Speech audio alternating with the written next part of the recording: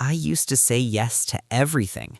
Someone needed a favor when I was exhausted? Yes. Weekend plans I didn't want? Yes.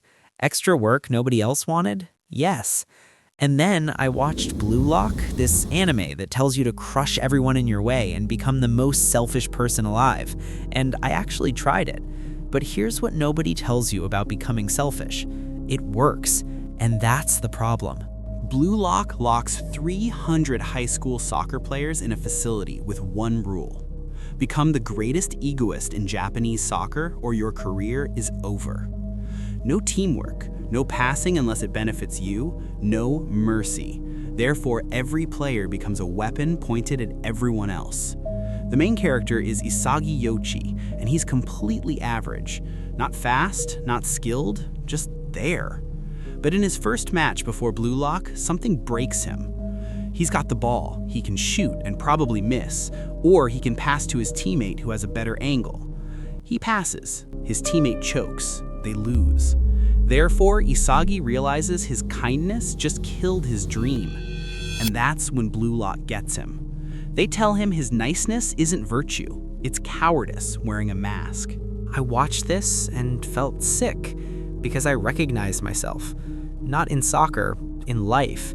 Always deferring, always smaller, always useful, but never taking up space. Blue Lock said that's not being kind, that's being afraid of conflict. Therefore, I decided to try their philosophy.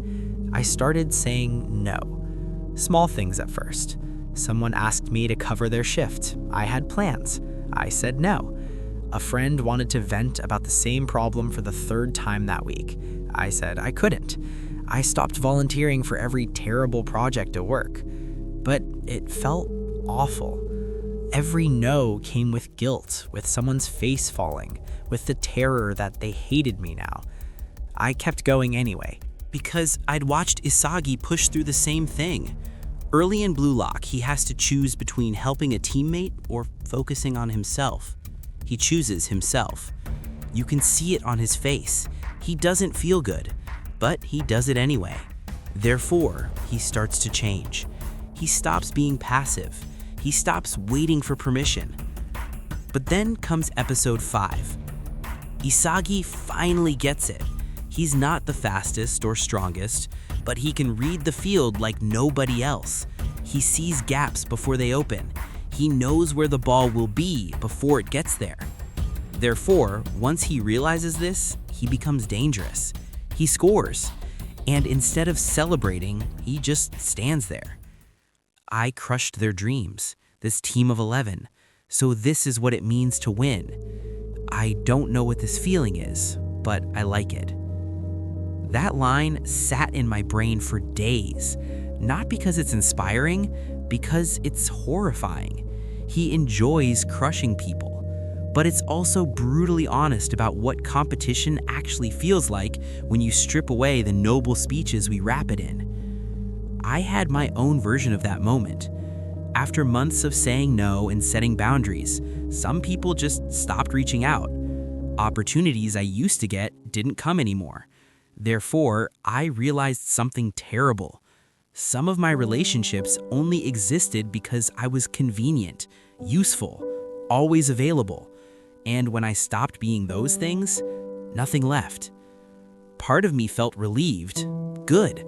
I don't want relationships built on me making myself small. But here's where it gets complicated.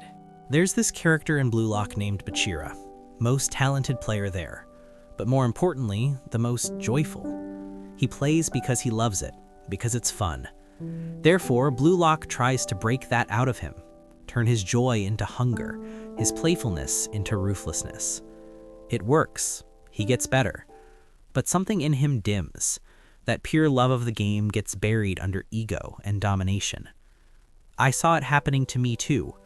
I'd gotten better at boundaries, at saying no, at protecting my time, but I'd also become cold. I wasn't just setting boundaries, I was building walls.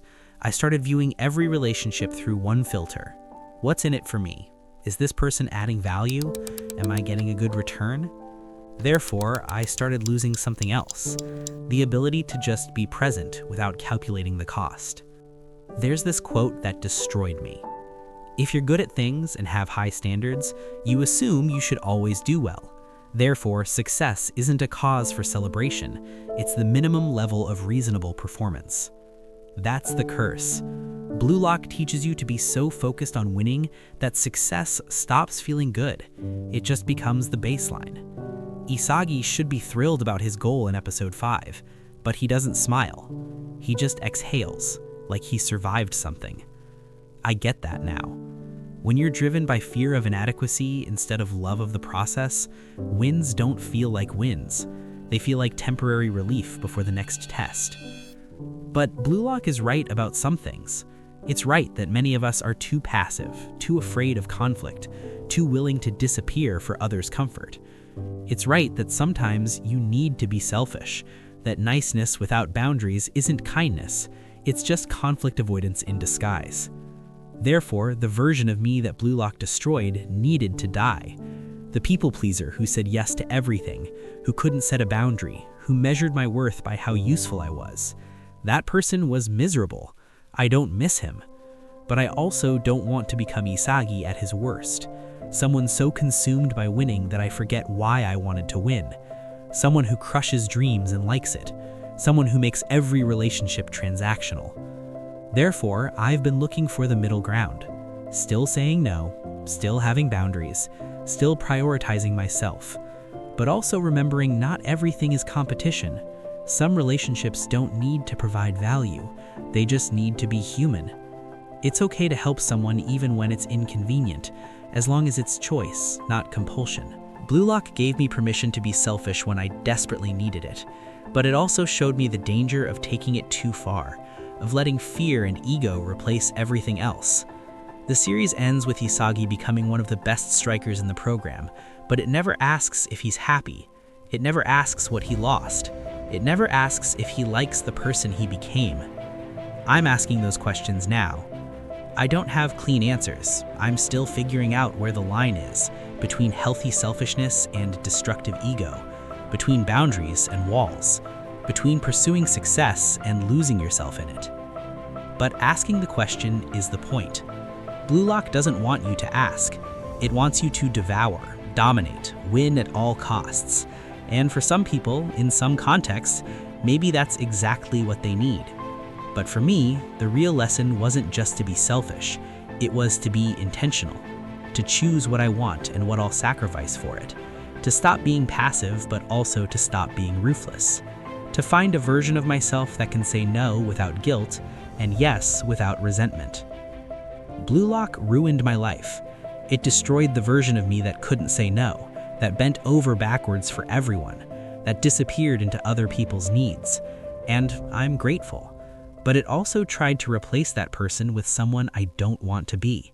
Someone who sees every interaction as a battlefield, every person as asset or obstacle. Therefore, I'm taking what worked and leaving what didn't.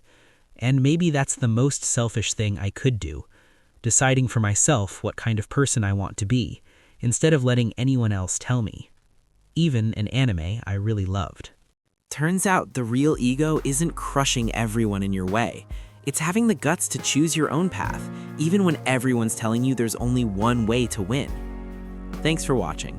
If Blue Lock changed how you see selfishness, or if you're still figuring out where that line is, let me know in the comments. I'll see you in the next one.